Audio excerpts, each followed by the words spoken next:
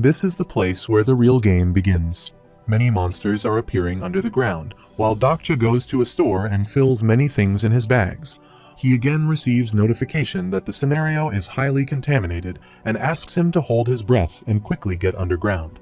He is using Elaine Monkey's lungs to neutralize deadly poison and thinks he should go to safety soon because the item's effect will wear off soon. Suddenly, he hears a voice from behind where someone calls for help, while he is shocked at how someone can still be alive there. A girl is wearing a mask there and asks him for help.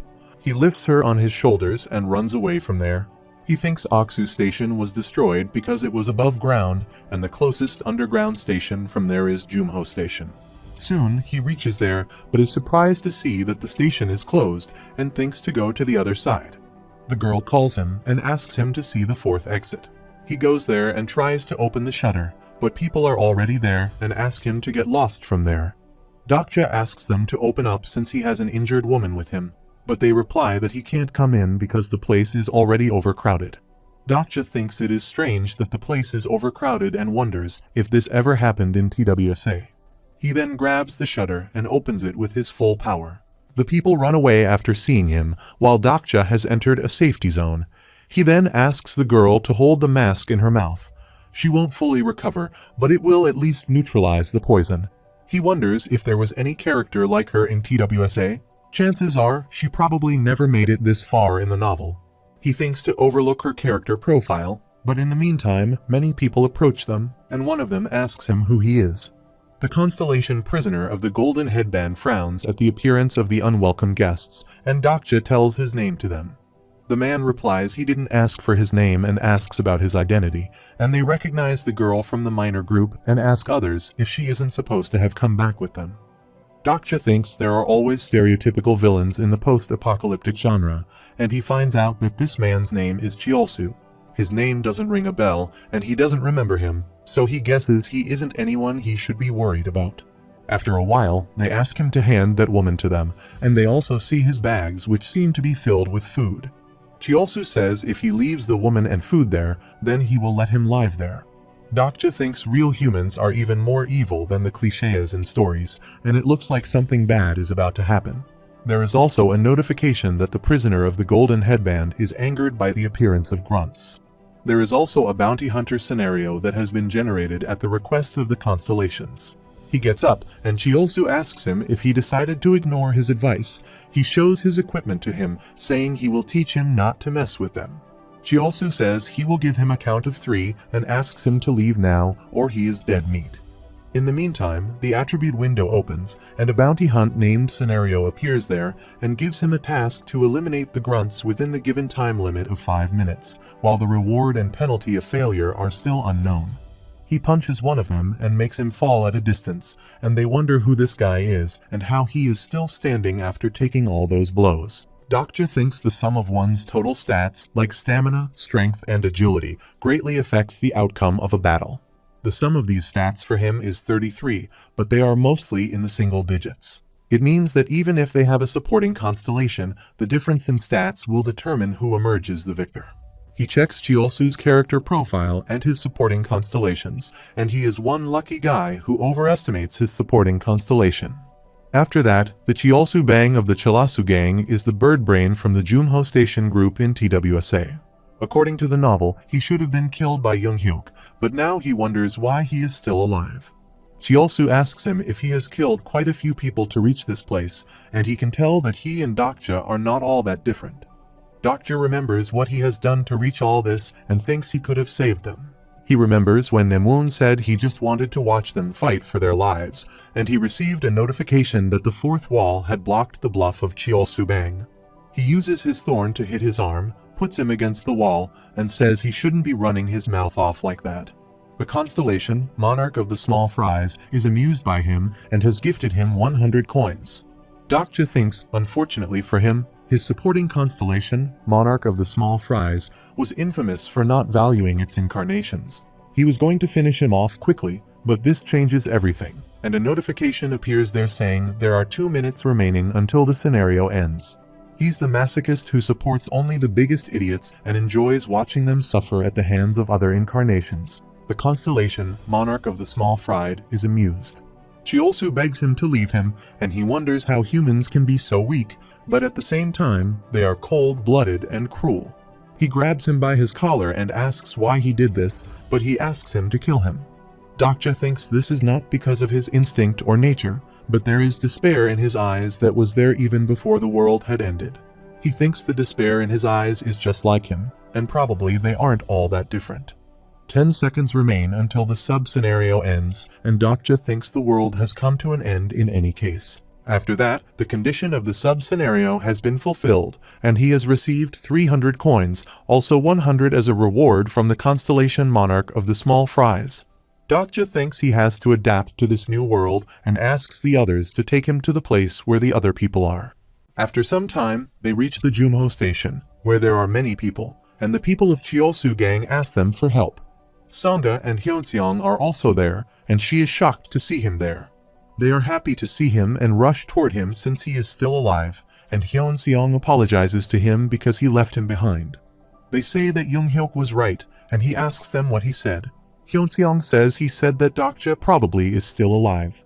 He asks them where he is, and they tell him that he is not there right now and left the station yesterday. He now understands that the Chiolsu group members should have died at the hands of Younghyuk, but it seems they are still alive because he left the station in a hurry. Younghyuk is a regressor who relives his life repeatedly. He is in his 3rd round and has been reborn as a monster monopolizing everything. He must have left without a backward glance to achieve his goal, but he still would tie up any loose ends.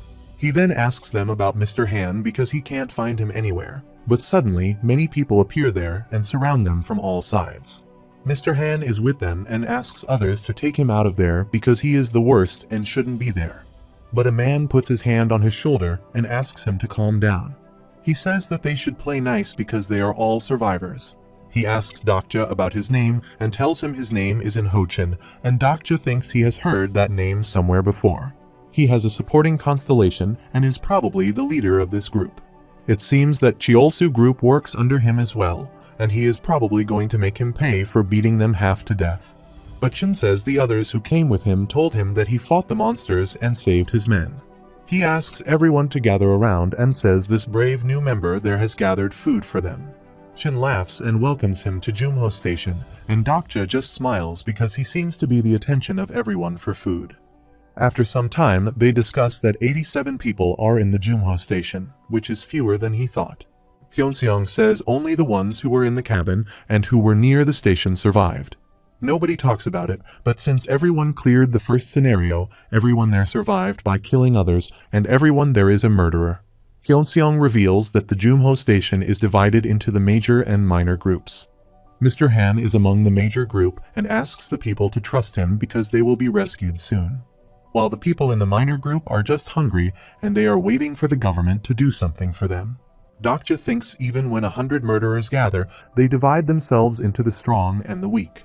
Chin comes forward and asks everyone not to lose their hope, and they will leave this place soon. The distribution of food is decided by the primary group, but since they are running low, they have been assigning people to go scavenge for food. Chin says Huiwen is also a part of their group, and she was given too. Sangha asks who she is, and he tells him that the woman she saved her name is Huiwen. To be exact, a few others went too, but only those from the minor group never returned. Dokja asks Hyunseong why he didn't join the major group, and he is sure they would have wanted him as a member of their group. He replies that he just thought he should be in the minor group. He says he is a hypocrite for worrying about right and wrong after everything that has already happened, and Dokja says it's better to worry about right and wrong as a hypocrite than not at all. In the meantime, Chin calls him and asks him for permission to have a word with him. He says he is going to get straight to the point. He offers to join their group, says he can offer him a high position, and hopes he will lead this group with him. Dokja asks what he will do if he refuses his offer, and he replies that it is funny because the thought hasn't even crossed his mind. He calls him a hero who saves people from the monsters with his power and asks him to cooperate for everyone's survival. He asks him to see those poor people suffering, but Dolka still refuses his offer. After a while, Hyunseong asks him if he should have refused like that, and he asks him if he wants him to accept the offer. He replies that he can't stop thinking about what Chin last said to him, and that he can find him if he has a change of heart, but Dokja says it will never happen. Dokja ignores him and asks others to eat the food since they have not eaten well in days, and they are happy that he offers them food. Suddenly, some people angrily come there and ask if it is true that he is monopolizing the food and that he should be sharing food with others. They ask him to put Chin in charge of the food and he will get his shares like everyone else. Dokja thinks this is the most dangerous type of people in an apocalyptic world, and Chin is not someone driven by despair like Cheol-Su Bang. He now remembers Chen from Jumho Station and thinks the hazardous type is the type that uses other people's despair as a fertilizer for power. He is smiling, seeing from a distance, and there are two options: to become a hero after sharing the food or to become a villain after monopolizing the food. He stares at him angrily when an attribute window appears, saying they have entered the second scenario area and have to find and move to the location where the scenario will be activated. Everyone protests before him and asks him to let in Ho Chen redistribute the food and get his share just like everyone else. Chen thinks now he has to choose to influence these people, which is a breeze for him. He thinks Dokja has to do what he says to survive there. He comes forward and says there must have been a misunderstanding because Dokja has already agreed to join their group. They will collect and redistribute the food as they always have and have a long promise to work alongside. Dokja asks him to stop and says he will share the food, but not for free. Everyone was shocked at what he just said, and they asked him what he meant by this. The eyes of a few constellations sparkle with excitement, and Dokja says he is not a charity worker and he doesn't trust those people. The people ask him if he wants money, but he replies that he will only accept coins and charges 50 coins per food item. Moreover, he says he will be charging 10 coins per food item from his friends, and a few constellations are relieved that he is not an idiot, and they gift him 100 coins as a reward. The girl from earlier says she will start paying immediately, and she doesn't need food for free. She introduced herself as Hui Wenjiang and thanked him for helping her earlier. She then calls Sangha and Hyunseong and asks them to get a hold of themselves, because this is no time to sulk because Dokja risked his own life to retrieve these foods. She asks them if they are planning just to leech off him like the rest of them, and Sangha says she also doesn't want any freebies. He then teaches them the way to trade coins. One has to touch their index finger to the other and think of how many coins they want to exchange, and that's it. Gilyong Lee has paid him 20 coins, and when he asks him, he replies that 10 for the chocolate from this morning. Huiwen says Gilyong is better than those shameless adults, and with this, a few constellations have shown an interest in the incarnation of Gilyong Lee. She exclaims that it's actually the primary group that is monopolizing all the food there. She says everyone else is being fed and bred, and then dragged off to scavenge for food like cattle to the slaughter, just like she was this morning. Everyone does seem to have no problems with what the primary group is doing. Hyunseong asks him to sell the food for 10 coins to everyone just as he did to them, but Dokja says they will wait and see. At night, many people have slept, and Hyunseong asks him to get some rest, and he will keep watch, but he refuses and says he has some stuff to take care of. Meanwhile, someone calls them from behind, and the following day, Huiwen is shocked that he has sold everything. Dokja thinks she is not as frail as he thought she was, and says it wasn't just the minor group who had bought the food overnight, but the major group also bought it. Meanwhile, Chin calls everyone and says they will limit food distribution from today to 3 biscuits per person. He says the search party gets more food than that, and they are welcome to join the search party if they want more food. However, hardly anyone makes it back when they join the search party, and only the Cheol-Su gang members make it back alive. He asks the people to go and scavenge for food themselves. He exclaims there is still a way for them to get food even if they don't join the search party, and says Dokja has taught him a valuable lesson yesterday. Dokja remembers it was the major group who bought over half of the food he scavenged, and they did pay for it in full though. Now Chen says Dokja was right and that anything can be free in this world. They have to prove their worth if they want to eat, and they will exchange their food for anything that seems proper. He thanks Dokja for teaching him a valuable lesson, and everyone stares at him angrily, saying this all happened because of him. Dokja thinks he was wondering why these people were acting like such idiots, and now he gets that Chin has the insight skill, and Huiwen calls him and says the major group is just monopolizing the food again. He just tried to promote transactions between people to weaken the power of the major group. Dokja thinks he just wanted them to stand up for themselves, but he shouldn't have sold the food to the major group. However, he did this, and now he has more coins, around 1,450. Huiwen asks him what he plans to do now, and she asks Sangha if they should trust him. Sangha replies that she totally depends him, and they ask him if he left some food for himself, but Doctor reacts he has sold all of it. They are shocked at his action, and Huiwen again asks Sangha if they should trust him. Meanwhile, Dilyong comes to him and offers him a chocolate, but he refuses and asks him to have it. He then asks others to eat the food they bought yesterday and strongly recommends that they finish it by the end of today. At the same time, Chin sells the food for 200 coins each, while the people haven't that many coins left. After some time, he looks toward a railway track, and Huiwen tells him everyone who went that way died. She asks him if he is thinking of going there and asks him if she thanked him for saving her life yesterday. She thanks him again and shows him a man who walks with a limp over there and says he is the one who tried to rape her. She asks him not to lay a finger on him because he is her prey. Dokja thinks she would have ended up dead if it wasn't for him, and she is the type of constellation she would be interested in. He wonders if she has a character profile and finds out that 3 constellations are interested in her, but she hasn't accepted any one of them. Suddenly, she shouts and asks him if he saw they had taken the woman and the old lady. He follows her and asks what she will do, and she will stop them because if they join the search party, there's no way they will make it back alive. Dokja asks her to stop and says they will starve to death if they stay there. She thinks her personal attribute is a crouching figure, which may not sound special, but this is a rare super evolutionary attribute in TWSA.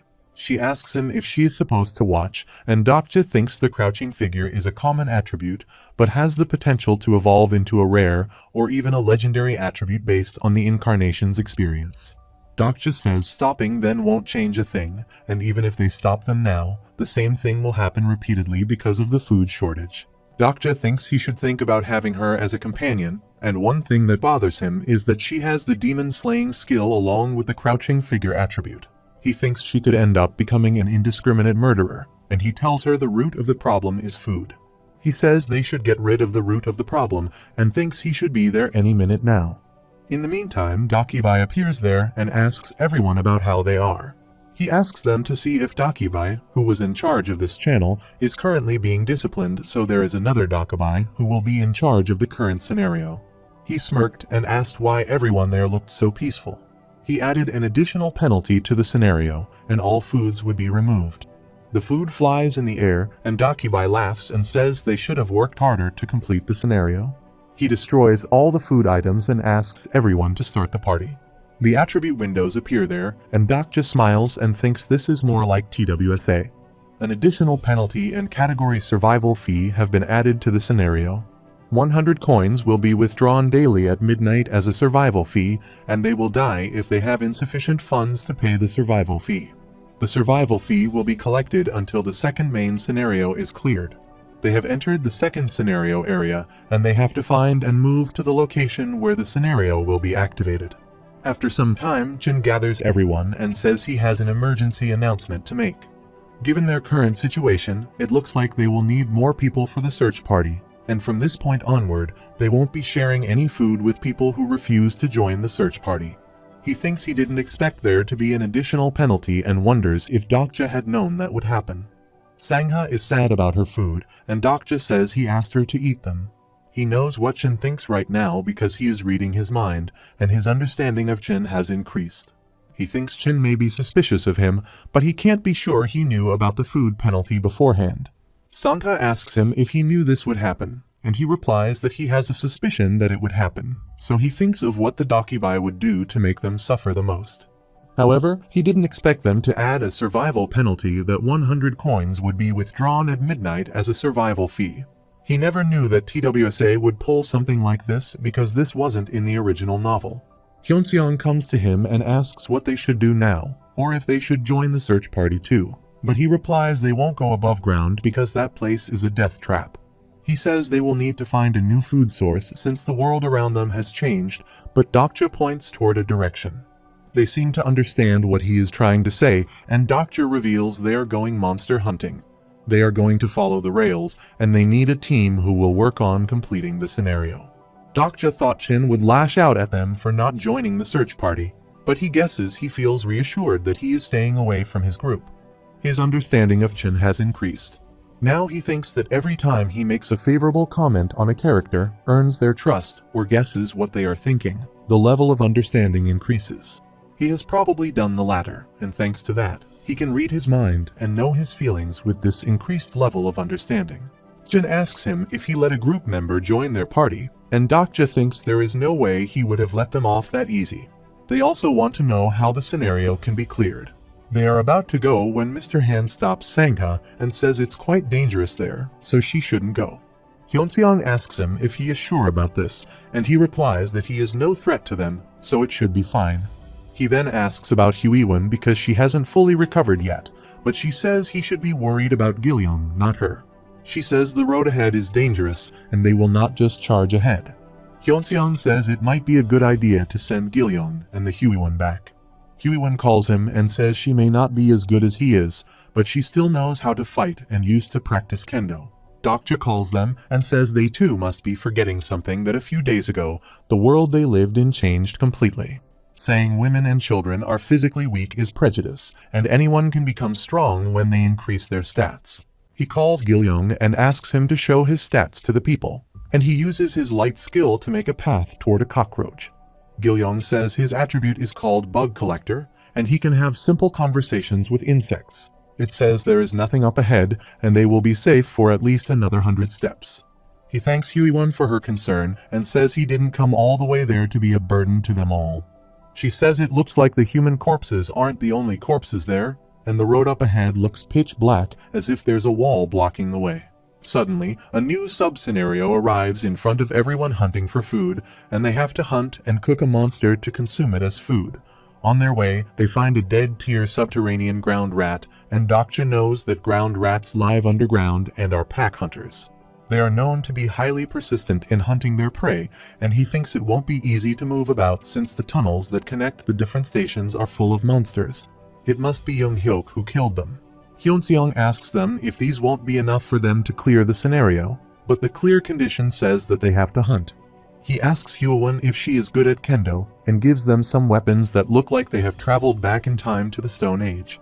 Dokja says they will need to be sharper, so he asks them to try sharpening them on a rock lying nearby. The attribute window says he has successfully obtained weapons using his intellect, and a few constellations are interested in this primitiveness of humans.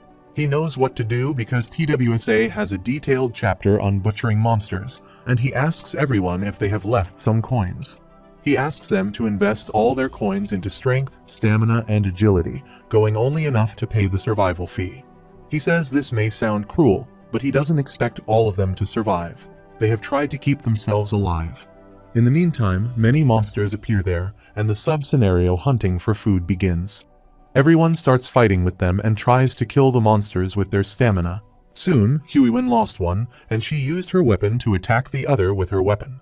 Sangha also stabs one of the monsters, and Dokja thinks they are doing better than he expected. Huiwen comes to him and asks how many he has killed, and he replies that he has killed 4, and Hyunseong killed 3, while Sangha got 2. He thinks he didn't use his full power, but Hyunseong only killed 1 less than him, while he has invested a fortune into his stats. He checks his profile and finds out that he has used a started pack, which is a premium package incarnation that can be used only when the average of their overall stats is below level 10. It increases the level of each stat by 1 and grants incarnations the skill Weapon Proficiency, which is very useful when they are starting. He thinks Hyunseong is quite strong, and it looks like the Master of Steel has taken quite a liking to him. Sangha calls them and asks how they are supposed to cook them, and she doesn't think they can eat them raw. Dokja says they can't eat them now, but he is sure they will find a way, and everyone starts staring at him. Hyunseong says he always wanted to ask him if he knew something about their situation, and he thinks this is how the regressors must have felt in the novel. Some of them claimed they just had a hunch or lied like he lied to Young-hyuk. He is notified that the Constellation secretive plotter looks forward to his decision. Suddenly, a monster attacks Mr. Han from behind and drags him away while he shouts for help. Sangha grabs his hand and drags away with him too, while the Constellation, prisoner of the golden headband, is upset by the near-certain cliffhanger. The monster takes them underground, and they can't do anything to help him. Huiwen says she knew he would get them into trouble. After some time, Dokja goes on his own and only takes Gilyoung with him while they ask him if it is okay. He replies that Gilyoung's ability will help him track the monsters down and asks Hyunseong to look after Huiwen because she is not doing so well.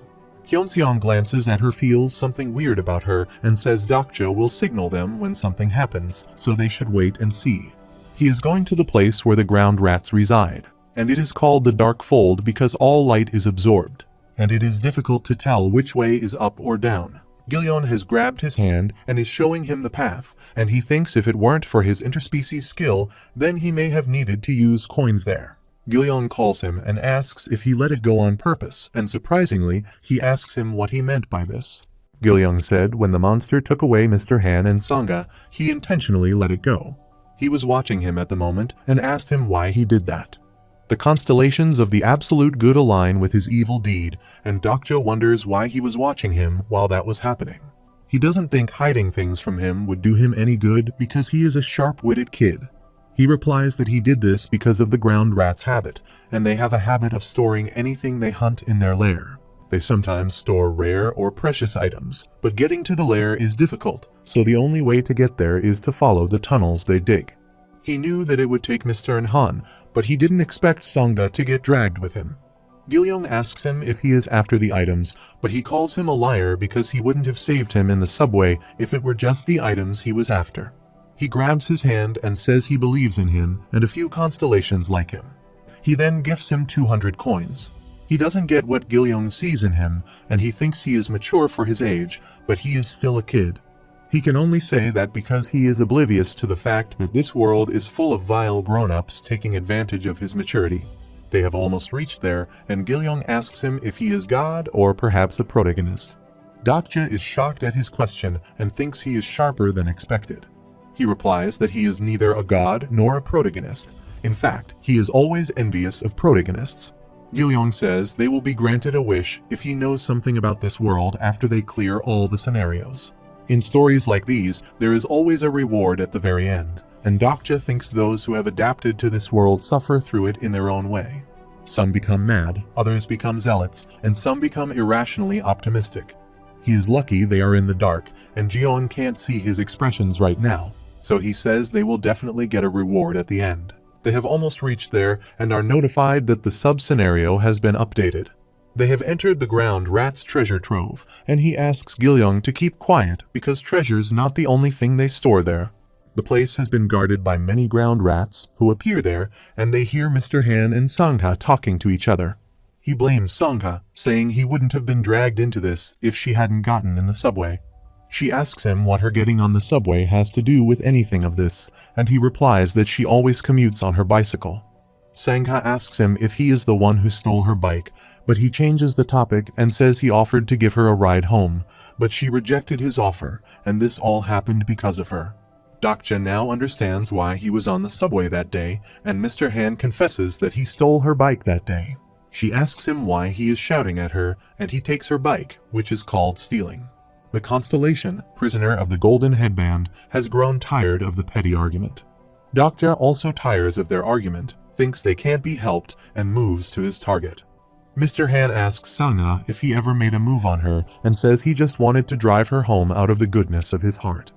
In the meantime, Dokja takes out his thorn and throws it toward the place where Mr. Han and Sangha are. Mr. Han observes the attack and shouts, thinking he attacked him. The Constellation, prisoner of the golden headband, is pleased by him, and he is gifted 100 coins. Sangha is happy to see him there, but suddenly, the wall cracks and many bugs come out of it. The ground rats also surround them, and Dokja thinks even considering this is within the depths of the dark fold, black ether overflows to manifest black flames in the nucleus of the dark root. He appears wherever there is a dark root, and the monster is called the Warden of the Dark has appeared. The sub-scenario has been updated, and he has to defeat the Warden. Gilyoung is scared to see him, but he asks him to relax and go ahead. He thinks all the insects connected to Gilyoung exploded, and he must have taken considerable mental damage from that. He asks how often he can use interspecies communication and replies that he may use it once or twice. Sangha asks him for help quickly, and he takes out a dagger and cuts the stem. He only cuts the stem and the blade's already blunt, So this is the power of the demonic species. He is a tier 7 demonic species, Warden of the Dark, and all the monsters, those of the demonic species, are incredibly unique. The treasures collected by ground rats are life sacrifices they make to the demonic species, and even if they are at the same level, the demonic species have the upper hand over other monsters. The Warden of the Dark has received the Demonic King's blessing, and Dokja thinks this isn't good because he wants to avoid fighting it at all costs. The Warden speaks some weird language and doesn't even understand what it's saying. The Warden of the Dark spews an aura of fear upon him, and his personal skill, the Fourth Wall, has nullified fear's effects. The Warden of the Dark rushes upon him to attack, and Dokja wonders what he should do now.